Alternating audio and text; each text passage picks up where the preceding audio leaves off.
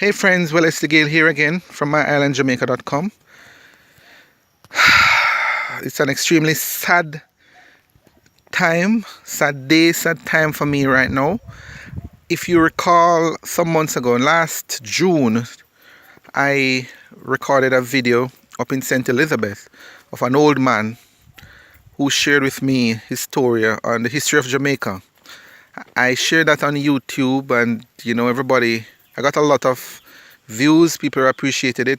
He was 98 years old, and it spoke a lot about some of the challenges he encountered as a youth in Jamaica, some of the high times, the low times, and how much we come a far way now. He spoke even about the rebellion in Frome, at the Frome sugar factory there, and all of that stuff. He captured a lot of that, and I really appreciated that. I've never spoken to someone, I've never got that type of information before. Well, on Sunday, I got the news from my friend here, down here, because I'm here now. I'm actually on my way back to the house. I got the news that he died. I was saddened because I was planning to come back to meet him for a sort of a version 2, if you will, because I'd promised him I would come back. Only to hear, I came here today because I heard he died.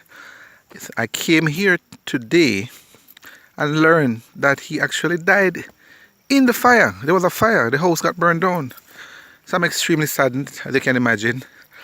I knew he died, which was sad by itself, but secondly, I'm just learning that he actually got burnt up beyond recognition in the fire. So that's really sad for me. I am actually on my way to where the house was, and if you notice, all right, that's it. That's the area down there. I'm gonna try and go a little closer, see if we can get a better pic. But really saddened by that. I'm quite emotional for me because I never really expected that. I never expected that. I'm hearing now that he was crying for help, and the persons at the house adjacent, they came to assist. Oh, all right, they came to assist, and there's a house in the distance. If you can, way up there. I'm not sure if you can see it.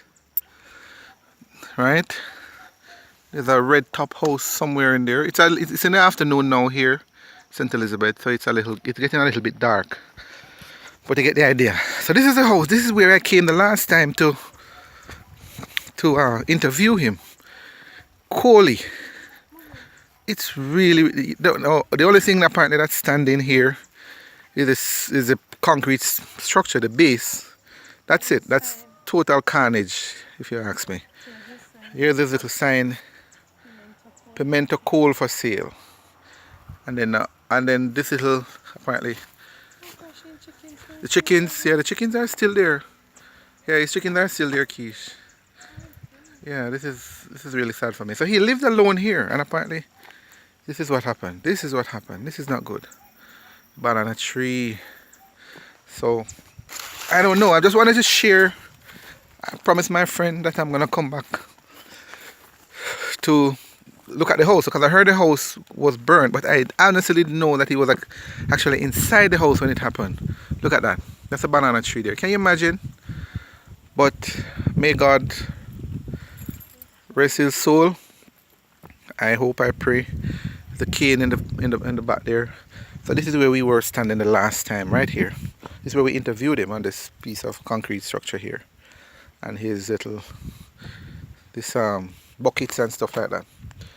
So again, nothing much more to say, except that I wanted to just share some pictures with you and say how sad I am and depressed because of that. Hopefully nothing like this happened to anybody else I know.